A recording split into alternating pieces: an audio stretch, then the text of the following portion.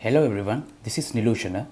When it comes to the ransomware, in the past few years, there were devastating incidents happened because of ransomware like WannaCry, NotPetya and TeslaCrypt. So today, I will be focusing on WannaCry ransomware and all this presentation is about it. So without talking much, let's get into the presentation. I have mainly divided this presentation into 10 small parts to understand easily. For the first one is what is WannaCry ransomware. Second one is how does it affect.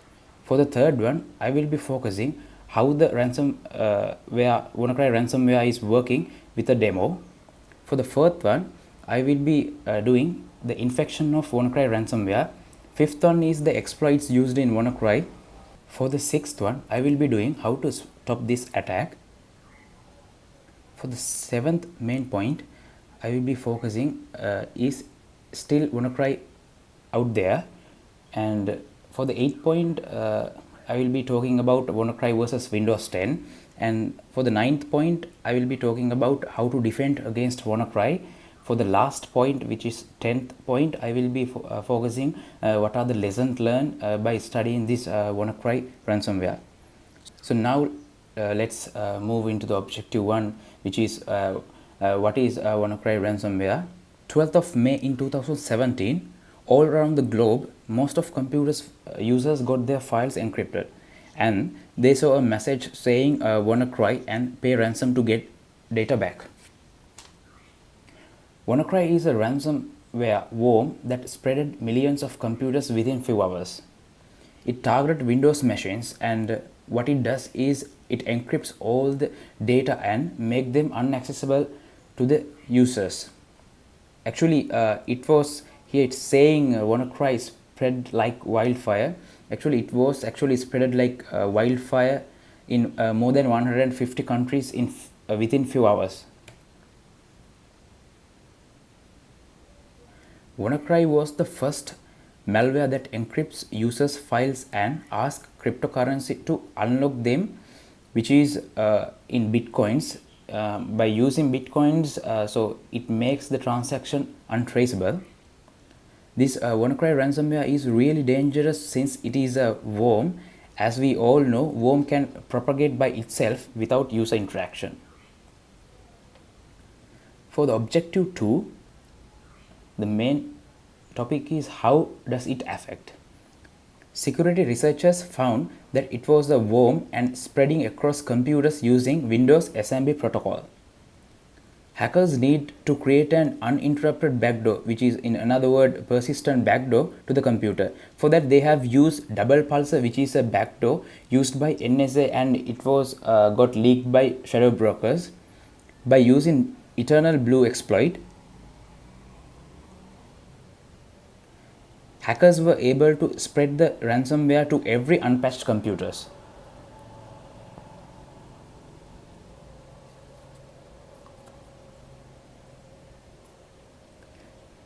So actually it asks to pay $300 as the ransom, but in bitcoins. So I mean, in the WannaCry program, it saying you should have to pay $300 to get your data back, and if we couldn't pay the ransom within 3 days, they will be double the amount that we should have to pay. If the payment is not made within 7 days, they are saying that the old file will be deleted. Most of government systems, railway networks and private companies were affected due to this WannaCry ransomware in UK, and after that they have declared this as a major incident. For the objective 3, I will be showing a demo how actually this WannaCry ransomware works, and which is actually created an virtual machine of Windows 10, and I run the ransomware. So without talking, let's go through the video. So here what I do is I just download the WannaCry ransomware, which is an ext extension from the internet, and actually we can download it from anywhere in the internet. And let's see, let's wait after it downloads. Okay, it has already downloaded. So now let's open the exe file of WannaCry and let's wait what will happen. So we can see here it automatically creates lots of files, and there are lots of files inside some different folders, and we can see there is a specific notepad file saying readme, and it's saying what's wrong with my files and how to decrypt those. And you can see in the background the image has already changed. It's saying your files are encrypted, and there are some information saying what to do and what happened, like that thing. So within few seconds we can see there's something pop up and we have to open that. So after that, here we can see the main program of the WannaCry ransomware, and this is the decryption program, and it has the time duration, that how long that we have to pay the ransom and get our data back. And there are some more information like what happened to my computer and what happened to my data, and they have given the details how to recover the files and how should I pay, and what kind of how much money that we should have to pay for get the data back. Here we can see they have mentioned that we should have to $300 but in the bitcoins, and they have given the bitcoin address to pay that money. And even we can say there is another option to contact them. So if we have any problem, so that we can contact them, and we can get their instructions to pay and do the other stuff. So here there is another option to decrypt. So let's try that we actually decrypt the file or not. So if we start the decrypting, it's showing something like decrypting, but finally there is a message pop up saying we have to pay the money to get our data back.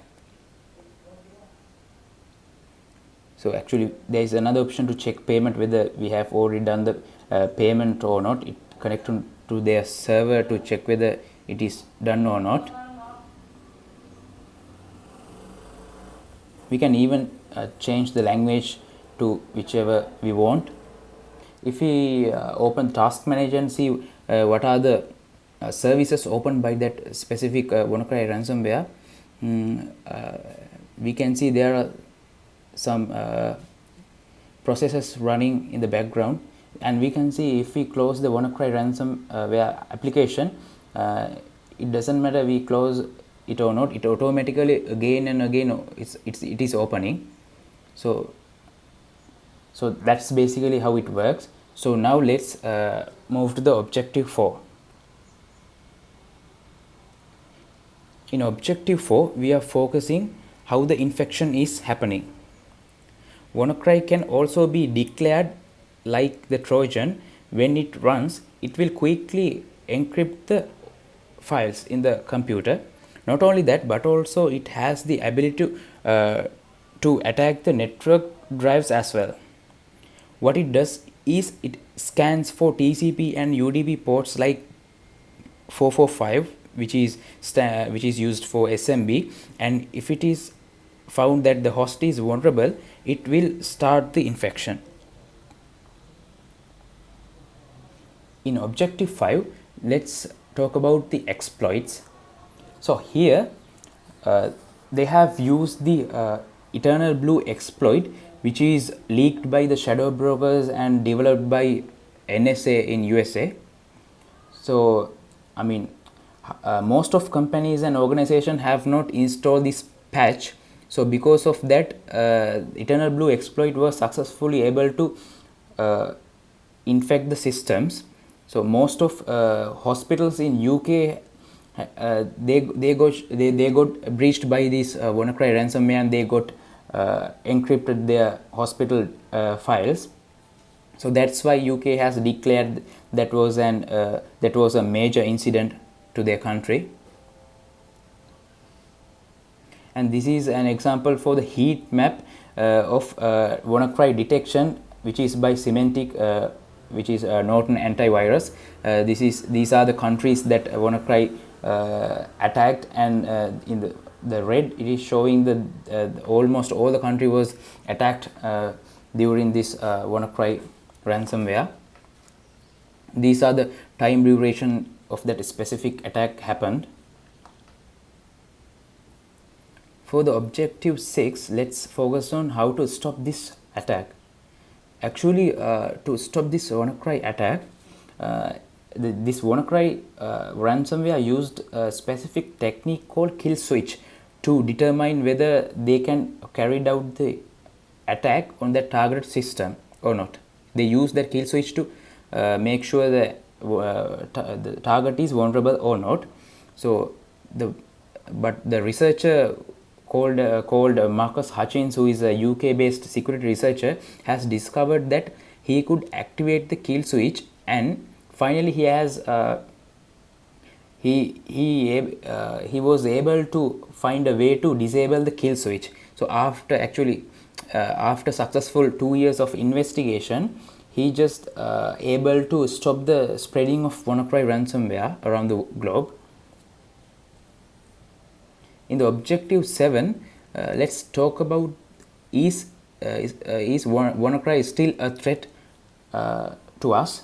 So if we talk about that, we can say, even though there are, Microsoft has already released the patch to that specific vulnerability, but there are most of computers and organizations haven't updated their systems, and still most of companies and systems are unpatched. So because of that, those kind of systems and organizations should be still vulnerable to this attack, and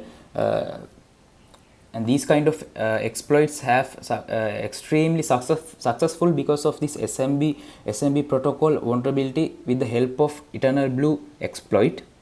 So it is really necessary to keep the systems up to date and patched. In the objective 8, I will be talking about WannaCry versus Windows 10. As I talked about earlier, Microsoft has already released patched for the SMB vulnerability which exploited by the WannaCry, and so it is really necessary to turn on automatic updates feature in the Windows 10, and so by that it will automatically update the latest patches and the system will be protected. So the Microsoft SMB patch was originally available for current supported version of Windows, and they have already excluded the Windows XP, so they are not providing for the patches to Windows XP anymore. So it is really necessary to update the above Windows versions, and it should done regularly. For the objective 9, let's focus on how to defend against this WannaCry attack. So since there is this WannaCry attack is a ransomware, organizations should defend against that with some kind of defenses, like they have to patch all the Windows systems and blocking all the traffic from the public internet on port 445, which is for SMB port, and they should have to keep their antivirus and firewall software up to date, which is really necessary. And the very important thing is they should have to, each and every organization should educate their employees and users how dangerous these kind of attacks, and they should have knowledge on what are the phishing and these kind of attacks. It is really crucial, in order to protect the organization. So it should be really done, these kind of things. For the objective 10, for the last main point, I will be telling you what are the lessons learned by studying this WannaCry attack. So the very first one is the most important one is patch up always, and it should be doing often. So these kind of attacks take advantage of the vulnerable systems, and most of organizations still out there, they don't have proper patch management solution in place. So that kind of management should be there in the organization.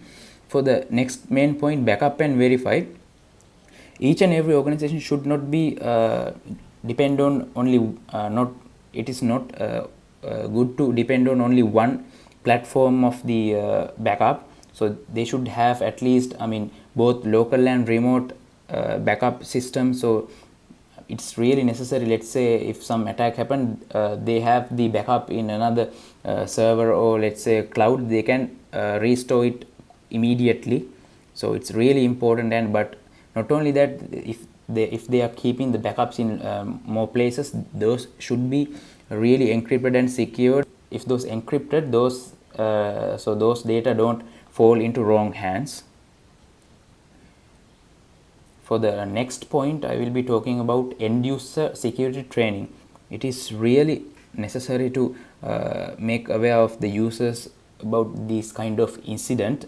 And even though there are best technological solutions in place, if the end user can be manipulated into clicking on a link or installing ransomware, the whole organization will fall into a disaster. For the next main point, the holistic defense in depth thinking, which is each and every company should have a disaster recovery plan and business continuity planning. It is a must. And they should deploy intrusion prevention systems and SIEM, which is stand for security event and incident management. So which is I mean what they are doing in the SOC. So these kind of things should be there. So they, and another point is regularly security assessment and penetration testing. And doing these kind of things, we can make sure our system is more secure to the latest attacks, and our system is secure or not. So incident response planning also should be there to protect our organization against these kind of threats. So that is the end of the lesson learned part. So that is basically end of my presentation, and thank you so much for watching. If you guys have any questions, I would like to answer for you all. Thank you very much.